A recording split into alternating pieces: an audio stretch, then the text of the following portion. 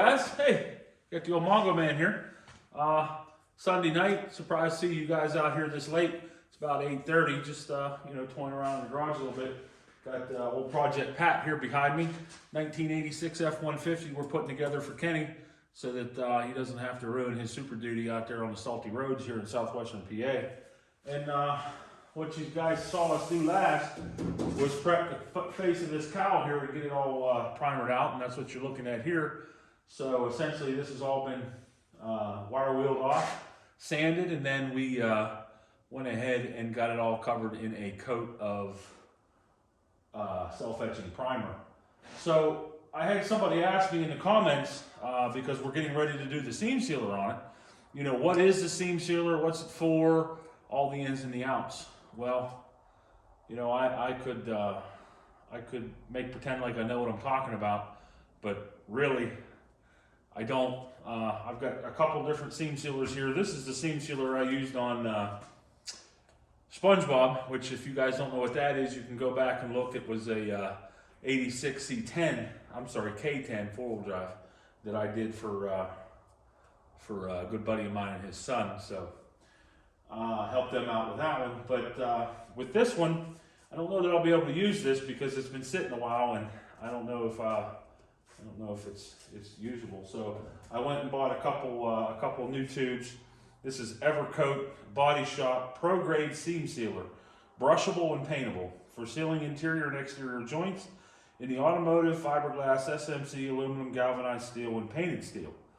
High adhesion and non-sagging. So what this stuff does, just from looking at everything, when the trucks or the cars or automobiles are put together, you can take a look at the seams, and these seams are all spot welded. Let me show you. So if you look at the seam, you can see all the spot welds on it. And obviously a spot weld isn't a complete weld. It is a complete weld putting all the pieces of the panels together. Here's a real good illustration. Spot weld, spot weld, spot weld, spot weld, spot weld. A couple more up here. And you can see here, I ground a lot of the seam sealer out of this one, but left some in. Where it was still intact, I didn't remove it. So the difference here, and I'll go around to something that I just welded, between what the factory would do, which would be this seam along here. So this seam is going to be spot welded. But if you look down here, this seam is not spot welded. I actually welded that seam totally.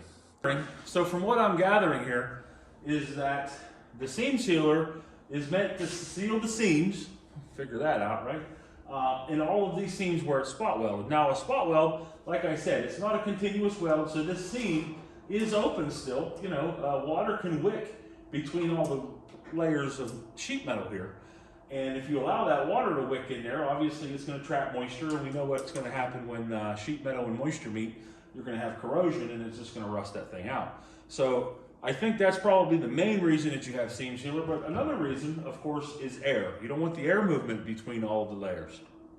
So what the seam sealer does, I believe, not 100%, is it's used to seal these seams up to keep, first of all, the moisture out, but secondly, to keep any moisture, to keep any of the gases, exhaust gases, or any of that stuff from leaking into the cab, or for cold air, essentially like insulation, noise, things of that nature, but mainly for the water, to keep the water out of the interior of the cab of the vehicle, whether it be a car or a truck.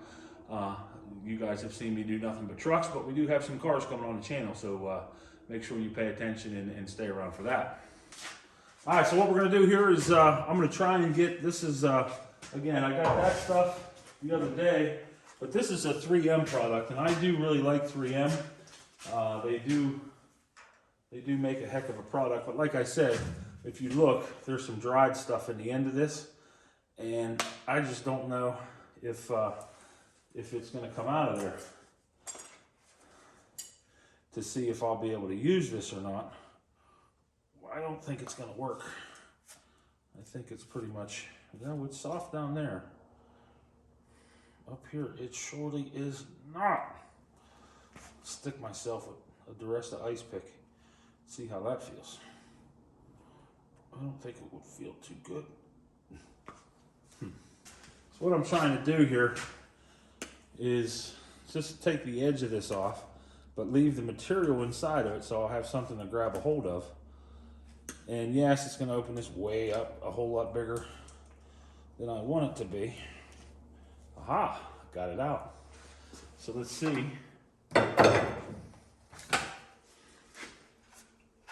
So the seam sealer just goes in a regular caulking gun.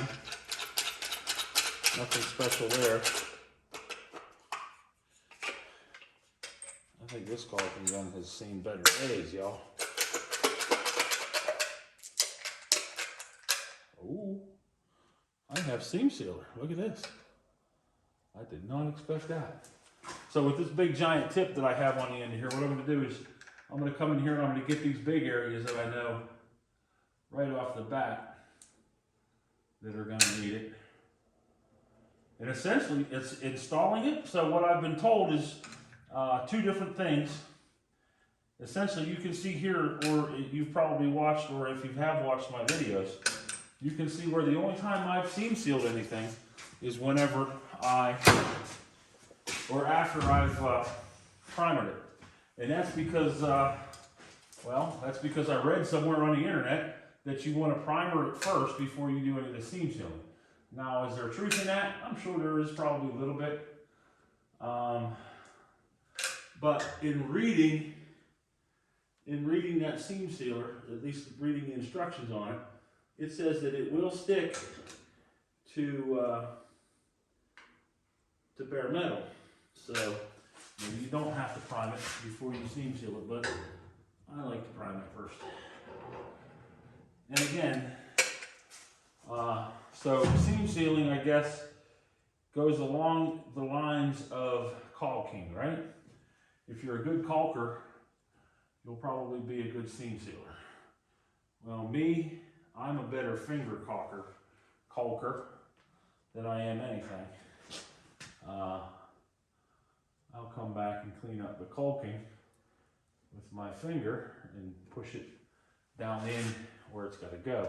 Now, big areas like this hole here, I guess we can probably just fill those up like that. And what's nice about this seam sealer is it does dry pretty quickly. It's not something that takes forever to dry, but it dries somewhat flexible.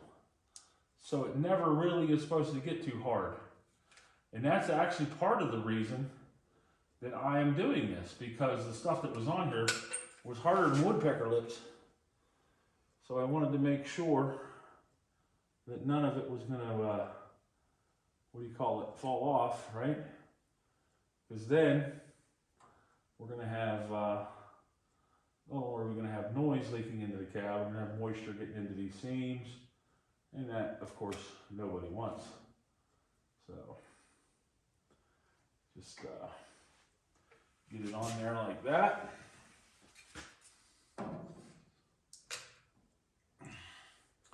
And I guess it is a caulking. It kind of, I'm getting an aroma from it right now that reminds me of, what would that be? Remember when you were young and you were building car models? That's kind of what it smells like the paint from building car models. So I'm sure it's probably real good for you in that regard. There's not a whole bunch here that really needs to be addressed. It's just one of those things that you definitely want to take care of. Because if you don't do a good job or you don't get it done, well, you could end up with problems completely after the build is done. And then, well, how do you fix it? You got to tear the doggone thing back apart, right? I guess you could get in here and do some of these, but you know, we're not in the finished color yet. And obviously, once I get into finished color, I want all this stuff done. I don't want to have to come back over my finished color and make it look weird. I mean, it's going to look weird anyway. I'm painting it, right?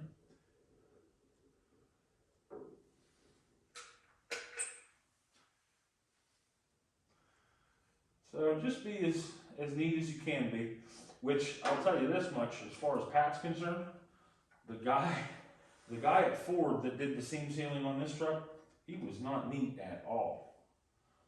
And I'll show you here in a minute when we go inside of the cab. I'll show you what he did.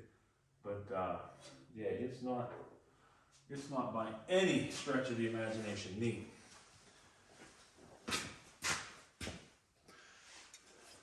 And this stuff cleans up pretty quick with a rag. It also will clean up with, I'm gonna get another one. I'm gonna get one of these.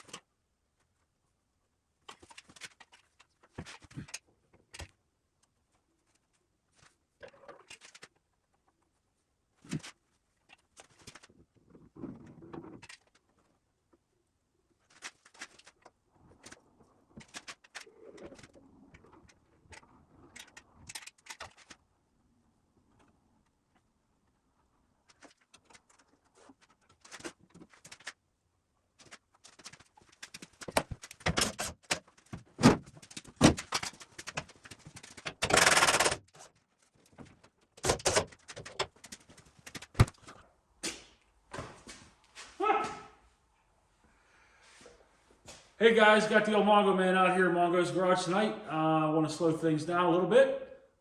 Let's talk about YouTube subscriptions.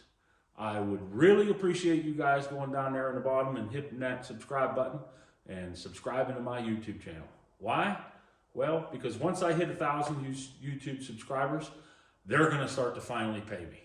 I've been doing this scot-free now for 6 years, something like that. It's been about a year since I started back up and we did SpongeBob, but yeah, subscribe to the channel. I would really appreciate it. Let's get back to work. That's it. I'm not doing that.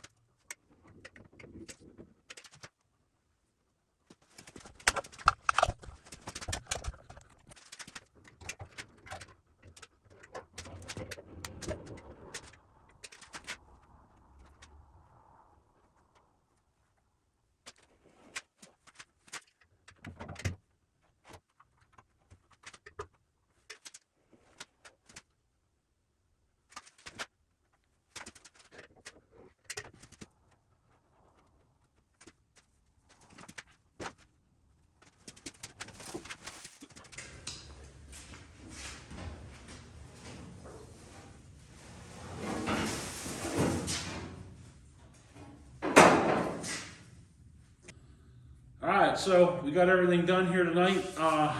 We'll walk around here real quick, show you what I did here on the seam sealer. And again, just to recap what we were talking about earlier, I think the seam sealer, all it's there for is to lock the moisture out of the seams, especially where they are spot welded together, where moisture could wick in between the panels and sit in there and start corroding the materials. Some of these areas you'll notice like this, where this little frame section here, or stiffener as well to the bottom. Obviously, some of these areas are going to be real big where it's not going to do anything. But this wasn't done from the factory. Probably didn't need to do it, but I did it anyway. So along the bottom here, you can see the top and bottom. I did both sides. But there is a seam that goes into the truck right up here. And that I went ahead and seam sealed in the same down here. But on the front, we'll talk about what I did there as well. So looking at what we got done here, here's the cab corner. That will be the driver's side cab corner, and then the whole back of the cab. I did grind most of that out of there. That's why I went ahead and covered it. Probably can't see much thanks to that light in the ceiling. That's the passenger side cab corner and across the top. You can see here that seam I was just talking about. That's the seam that actually goes up into the cab of the truck. That seam right here is just the where the front mount goes for the front cab mount. And again, just wanted to keep the moisture out of it. As you come down, same thing on the bottom side, and everything looks really nice, all cleaned up and ready for paint. On the front here, let me go ahead and roll this bad boy over.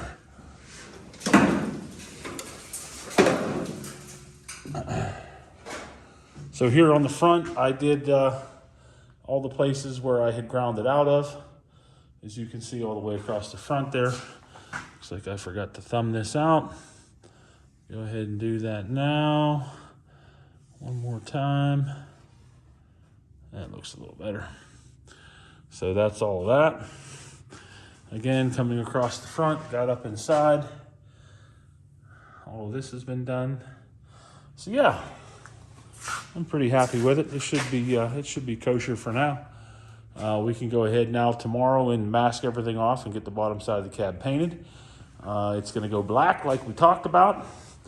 Like I was saying earlier, the guy that did this cab from the factory, well, I mean, he was, I'm not very clean, but this dude was a slob.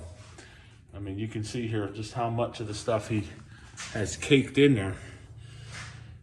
And it doesn't look pretty, but I guess it did its job because this cab hasn't rotted away, right? So maybe by putting all that seam sealer in there, he may have actually saved this cab. I mean, if you look over there at the driver's side, let's go over there and look.